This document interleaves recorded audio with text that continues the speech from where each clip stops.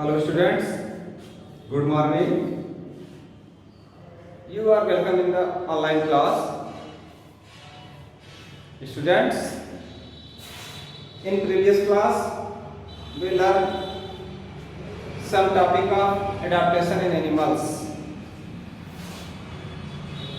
Today we are learning about adaptation for food. Students, different type of animals have different type of food eating habits. Students, अलग अलग प्रकार के जो जीव हैं उनके भोजन करने की आदत भी अलग है. Students, first herbivorous. Herbivorous plant eater animals are called herbivorous. For examples, cow, goat, sheep, deer, buffalo, etc. Students, in this type of animals, in front incisor teeth are broad and sharp, and grinding teeth are very strong. They grind the fruits. Students, जो herbivorous animal होते हैं वो पेड़ पौधों की पत्तियां खाते हैं, घास फूस खाते हैं. ऐसे एनिमल्स को हम हर्बीवोरस कहते हैं. हर्बीवोरस के अंतर्गत काऊ, गोट, शेप, बुफैलो, डियर, ये बहुत से जीव आते हैं. ऐसे जीवों में जो उनके सामने के फ्रंट टीथ होते हैं, incisor, are also known as cutting teeth, करें ये चौड़े होते हैं और तेज धार वाले होते हैं जिससे वो आसानी से पकड़ करके काट लेते हैं.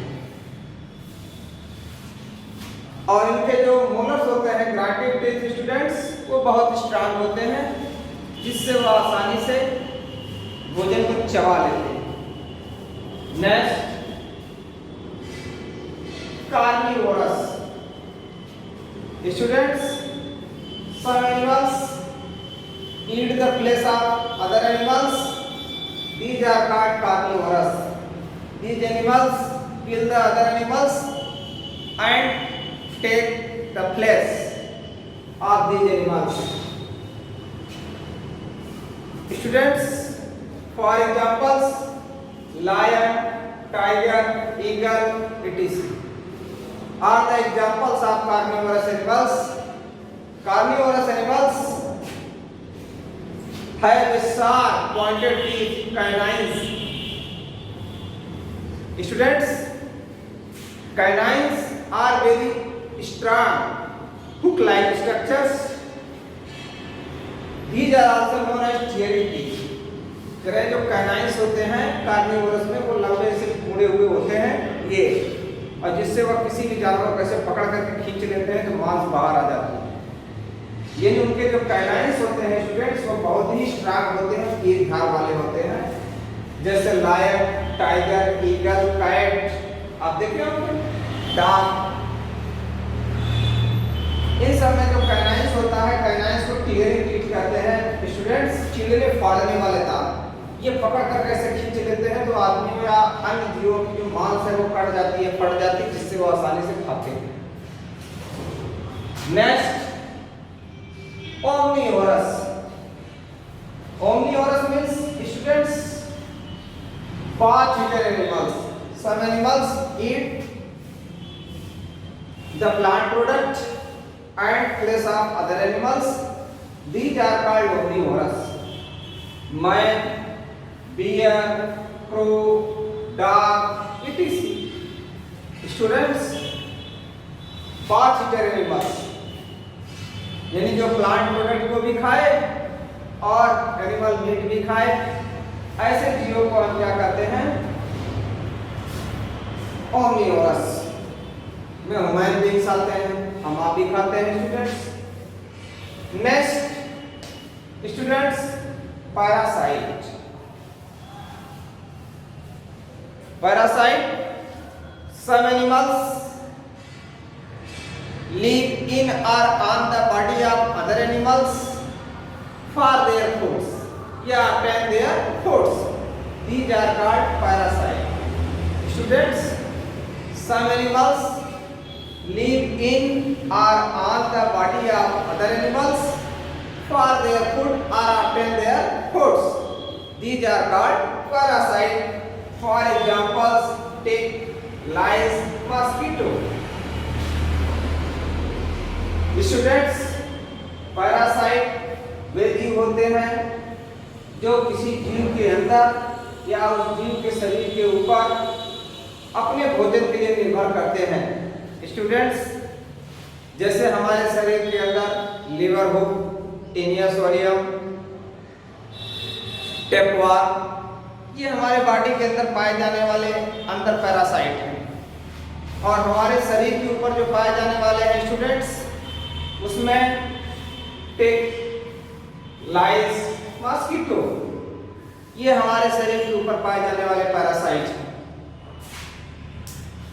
Students, next heading, adaptation for protection.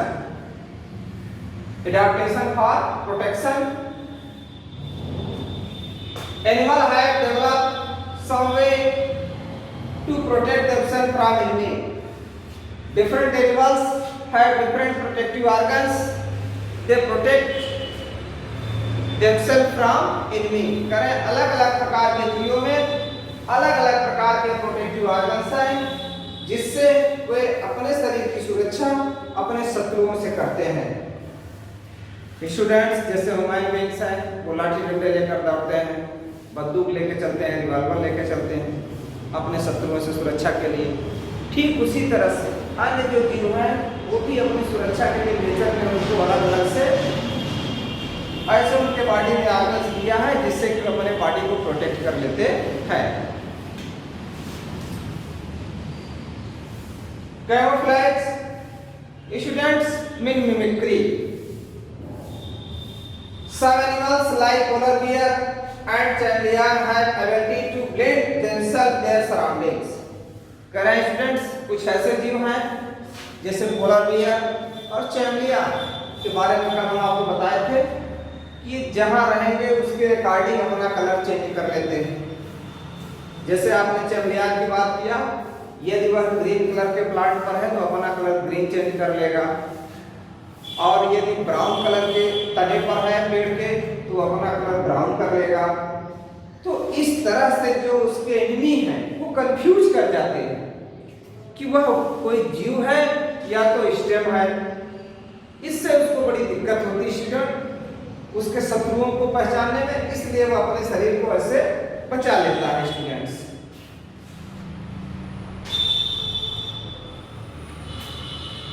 they confuse their enemy and escape from them. Polar bear,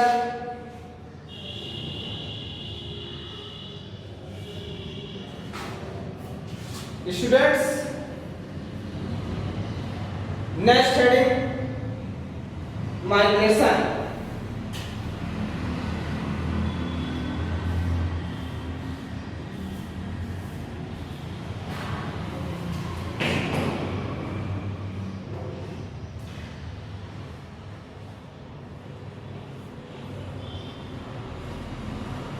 Students,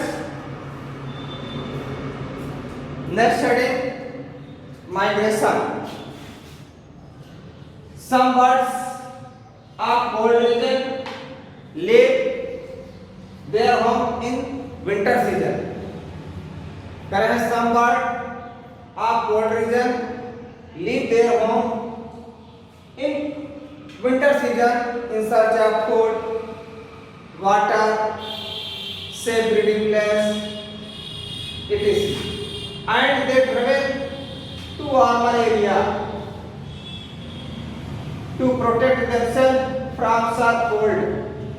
करें, कुछ ऐसी चिड़िया हैं जो विंटर सीजन में एक जगह से भोजन के लिए, पानी के लिए, ब्रीडिंग के लिए एक स्थान से छोड़कर ऐसे एरिया में चले जाते हैं जहां पर मौसम गर्म होता है। Students, you see in Allahabad in the month of January, February, when the fair of Kumbh started, many foreign birds reached in the Prayagraj. These are migratory birds. These birds are also known as Siberian crane. करें students, करें जनवरी फरवरी में जब इलाहाबाद में प्रयागराज का जो Kumbh Mela start होता है तो उस समय साइबेरिया से साइबेरियन क्रेन यहाँ आ जाते हैं, क्योंकि साइबेरिया में उसमें बहुत कड़ाके की ठंड पड़ती है, वहाँ पर नदियों झीलों का पानी जो है वो जम जाता है, तो उन्हें भोजन के लिए, पानी के लिए, ब्रीडिंग के लिए बहुत ही प्रॉब्लम होती है, जिससे वो यहाँ से माइग्रेट करके इलाहाबाद आ जाते हैं। और जैसे ही धीरे धीरे लास्ट फरवरी आती है, मौसम यहाँ गर्म होने लगता है, तो वो समझ जाते हैं कि अब हम जहाँ रहते थे वहाँ का मौसम अनुकूल हो गया होगा, फिर यहाँ से वो चले जाते हैं। स्टूडेंट ऐसा वो हर ईयर करते हैं, जनवरी में आएंगे और फरवरी में चले जाते हैं। Students, next hibernation. Hibernation, estivation. Some animals like snake and lizards, frog sleep during cold weather. Correct students? Some animals like lizard, snake, frog sleep during cold weather. They move in underground caves or holes and come out in summer season. This process is known as hibernation. करें student, कुछ ऐसे जीव हैं जिनका शरीर जो है वो सप्तापी नहीं होता, यानी जैसे कि हम आप हैं, गर्मी लगेगी तो हमको पसीना होगा, थोड़ी देर के बाद पसीना, जब हमारे शरीर का टेम्परेचर रूम टेम्परेचर के बराबर होता है तो पसीना अपने आप बंद हो जाता है, तो हम अपने आप आसानी से वहाँ पर एडजस्ट कर लेते हैं और रह लेते हैं। लेकिन कुछ ऐसे जीव हैं जैसे स्नेक, लिजर्ड, फ्रॉग, ये अपने शरीर के टेम्परेचर को चेंज नहीं कर पाते। जब कोल्ड वेदर होता है तो ये अपने शरीर के टेम्परेचर को मैनेज नहीं कर पाते, तो ये जमीन के नीचे घुस जाते हैं और इतने नीचे चले जाते हैं स्टूडेंट जहाँ पर कि उनके बाहर के मौसम का प्रभाव नहीं पड़ता और आसानी से वो वही सुसुप्तावस्था में पड़े रहते हैं।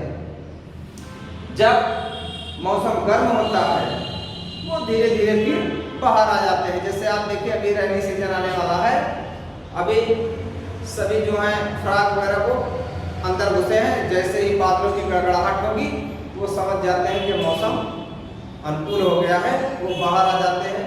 जब काफ़ी दिनों तक जमीन के अंदर पड़े रहते हैं, सनलाइट उनके ऊपर नहीं जाती, तो उनका कलर चेंज हो जाता है, वे येलो कलर के हो जाते हैं। जब आप बाहर आते हैं तो आप देखते हैं, कहते हैं ये तो येलो कलर के ऊपर से आए हैं, ऊपर से नहीं आते बच्चे, ये सब नीचे जमीन के अंदर पड़े रहते हैं। उससे इस प्रोसेस को हम क्या कहते हैं, हिबरनेशन। ठीक, अब देखिए aestivation. Some animals like crocodile and lungfish go to sleep for long time during summer. करें स्टूडेंट्स, इसमें फ्रॉग भी है एस्टिवेशन। फ्रॉग भी जो है वो कोल्ड को और समर या हॉट को बर्दाश्त नहीं कर पाता, चाहे वो ठंडी हो या गर्मी हो, वो दोनों बर्दाश्त नहीं कर पाता। तो ऐसे ही कंडीशन में वो जमीन के नीचे चले जाते हैं और वहां पड़े रहते हैं। और जब मौसम सामान्य होता है तो वो बाहर आ जाते हैं। जब ठंडियों में जमीन के नीचे जाते हैं, सुसुप्तावस्था में पड़े रहते हैं, तो उसे हम हिबरनेशन कहते हैं। और जब गर्मी में जाते हैं, जमीन के नीचे पड़े रहते हैं सुसुप्तावस्था में, तो उसे हम क्या कहते हैं, एस्टिवेशन करते हैं। Some animals like crocodile and lungfish go to sleep for long time during summer. This is known as estivation. This process is known as estivation, students. Next, rhino and deer.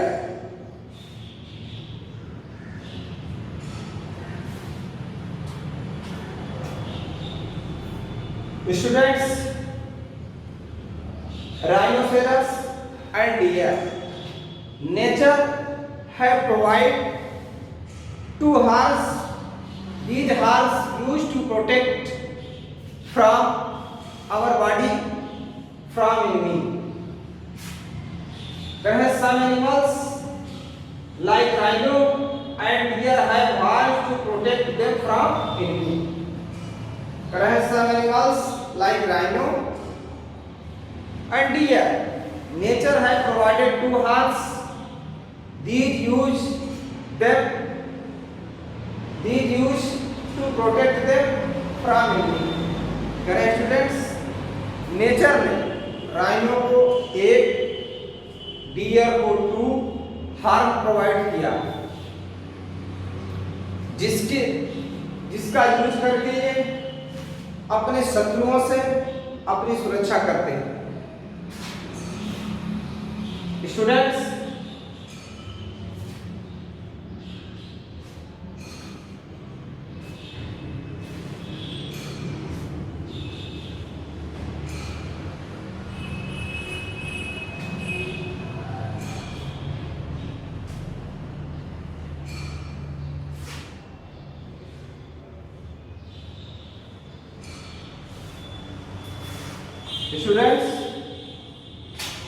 tartarids and snails.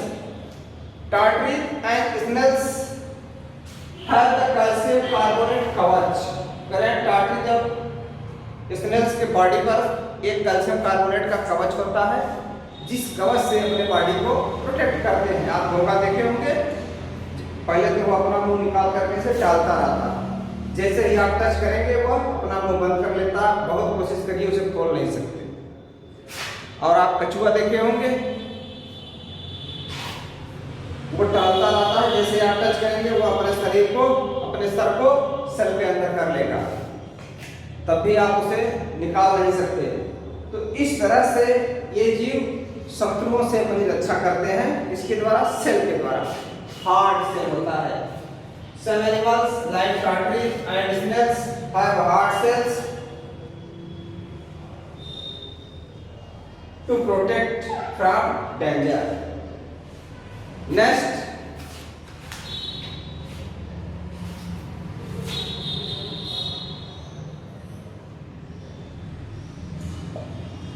Students, आप एक animal देखे होंगे जिसे पोर्कुपाइन कहते हैं.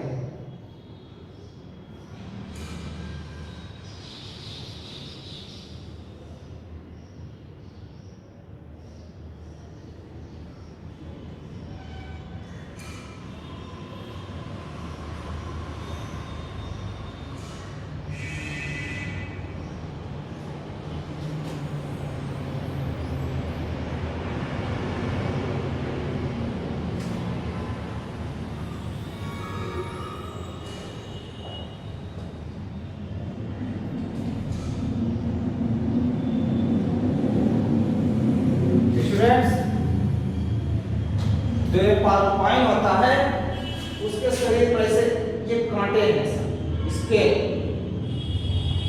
करें, यह scale के माध्यम से जब कोई जानवर इसे पकड़ना चाहता है, ये अपने कांटों को ऐसे खुला करके उसकी तरफ कर देता है. जब कोई जीव इसे पकड़ेगा तो ये कांटे उसके मुंह में घुस जाते हैं और वो उसे छोड़कर चला जाता है. जो पोर्कुपाइन होता है, ये स्केल के माध्यम से अपने शरीर को जो है बचा लेता है. ठीक है स्टूडेंट्स, तो अभी आप देखें माइग्रेशन, हिबरनेशन, एस्टिवेशन, राइनो और डियर किससे बचते हैं? हार्न से. और ये टार्टरिड्स किससे बचता है? हार्ड सेल से. और ये जो पोर्कुपाइन है, ये किससे बचाता है? स्केल से. तो students, the chapter adaptation in animals are end. We meet next day, next topic. Okay, thank you.